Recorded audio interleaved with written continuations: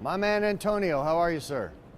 Good morning, James. I'm good, and yourself? I'm excellent, thank you. Thanks for taking our feed here. Yeah, you're welcome. It's so exciting, to talk about this North American auto show. Yeah, I know. It's I can't believe I get paid to go to car shows, to be very honest. It's the best. I wasn't able to make it this year, but I've been following on social media and, seeing all the reveals and stuff like that, and it's truly exciting.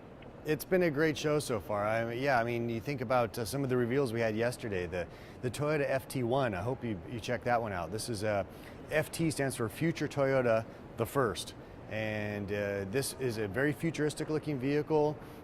Probably, as you see it today, not what we're going to be able to drive, but it leads us towards the idea of another Toyota sports car, going back to the Toyota Supra, which I think could be really exciting. Another one that really jumped out was the Porsche 911 Targa. Now this is a removable top car, but the glass stays in place. So if you remember the old 911 Targas from the 70s and 80s, it's got that nice retro feel, but all done up in a new modern way.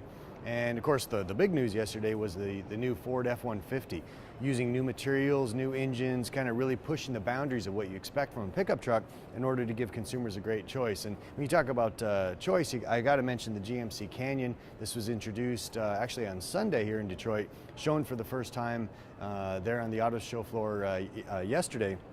And it's just great to have a mid-sized truck available from a brand like GMC. I think it's going to do really well when it goes on sale later this year. All of those, very exciting. So many vehicles to look at. Aside from those vehicles, what were some other exciting unveils that you've seen so far? Well, I think you talk about the Canyon and the Colorado, it really stood out on the GM's floor how we have this kind of three-pronged approach now where, Ford really just has one pickup truck done many different engine styles and flavors, if you will.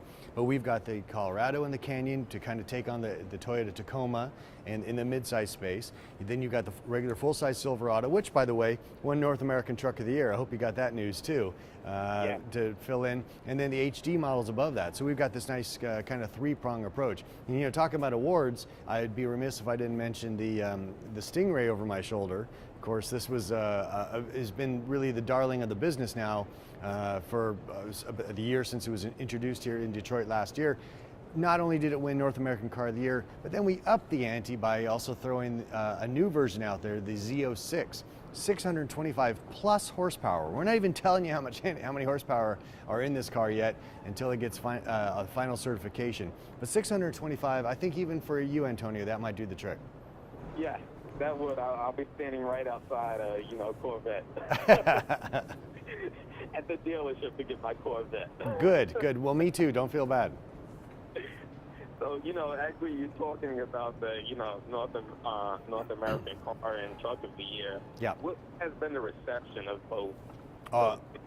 It was fantastic. I mean, to have a Chevrolet sweep of those awards was practically unprecedented. It was just so exciting. I was standing with all the GM group when the awards came through, and when the Silverado was named, we kind of felt pretty good about that because while the Acura and the Jeep are both very strong competitors, this is a proper truck. This is the kind of thing that really moves the country around. So we felt pretty good about the Silverado. But on the car side, it was tough. And don't forget, there was also the Cadillac CTS. So GM had two players in that group.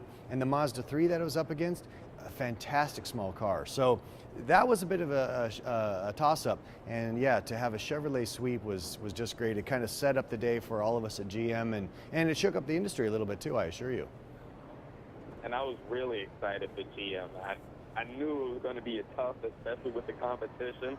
But when I heard the news that, GM was able to sweep both awards, I was really excited for you guys. Well, it really kind of capped off a great month with the announcement of Mary Barra as our new CEO. That really, that's been trending on social media at record levels since it came out. And I think, the first is the impact of General Motors, this big, huge, important American company, having a female boss. This is traditionally a male-run business for whatever reason. It's just the way it works. Now that's been changed. But I think more importantly, it's really the fact that Mary is such a team leader. She's really going to tap all the talents and the energy that exists inside this company and just keep this momentum going. And so you've got her coming on board in time for Chevrolets to be sweeping awards. It's not a bad time to be with General Motors. what are some of the trends coming out of the show that we can expect to see on the road? I think one of the, well, there's really two trends that jumped out at me. One of them is that small is the new big thing. I know that sounds kind of funny, but, and we've talked about this in the past, Antonio, with smaller engines, you know, instead of 6 cylinders, you're going to have 4-cylinder engines with turbocharging. You just got smaller sized vehicles, much more rational from the manufacturers, because that's what consumers are looking for. Maybe they're getting out of the big SUV because kids have gone on to college, or, you know, they're not taking the kids to soccer practice anymore, or they sold their boat. They just don't need that big vehicle anymore and looking for something much more rational. And then the other big trend I see is this really, this big push from the manufacturers towards entry luxury vehicles.